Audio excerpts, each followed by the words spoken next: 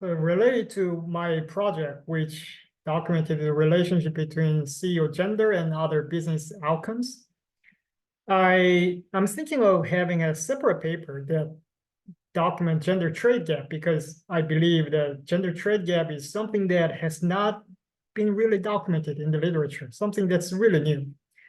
So far what I found is I use National Establishment Time Series data, which contain U.S. establishment information, the near universe sample.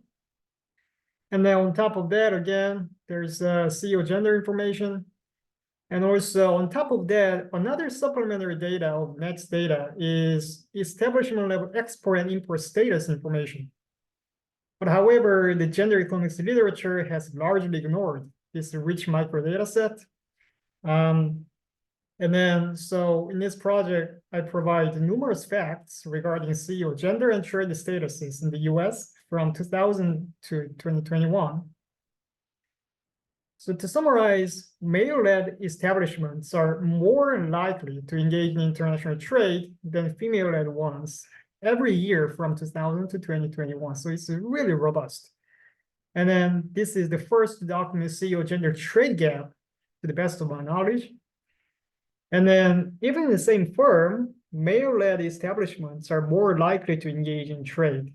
I emphasize even in the same firm because a firm has many establishments, and then those establishments led by men are more likely to engage in trade. And then also gender trade gap is found in every industry, and then it is found for both export and import.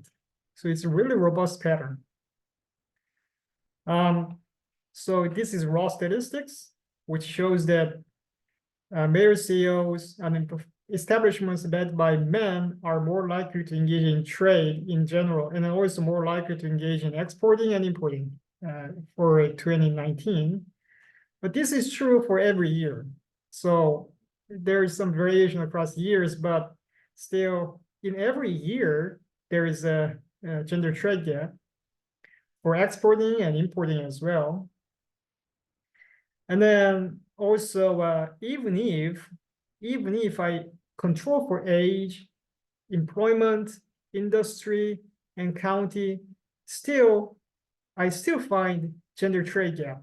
So the magnitude of the coefficient decreases because we know that larger establishment, larger businesses are more likely to engage in trade, and that is well-known pattern in the international trade literature. And then also there's the industrial variation in trade participation and also female CEO share. So we can easily expect that controlling for industry will dampen the control for industry and controlling for size will dampen the effect of the gender. But however, even after I include all these controls, still there is this gender trade gap, significant gender trade gap. And then on top of that, what's really surprising is that even if I include firm fixed effects, gender trade gap persists. So what that means is that even within the same firm, those establishments led by men are more likely to engage in trade, whether it's exporting and importing. And also, I find the gender trade gap in every single industry, either for exporting or importing. And then this is true again, this is true in every year for either exporting and importing. So far, these are my findings.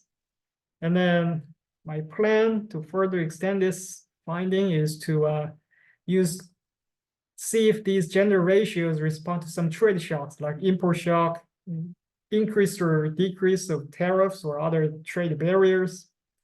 Also, I plan to merge NETS data with FactSet bill of lading data to analyze the gender trade gap further. And I would like to, in the end, analyze the gender trade gap in relation with the distance to the foreign country. And because there's a paper that finds that the entering into exporting increases gender wage gap in a firm because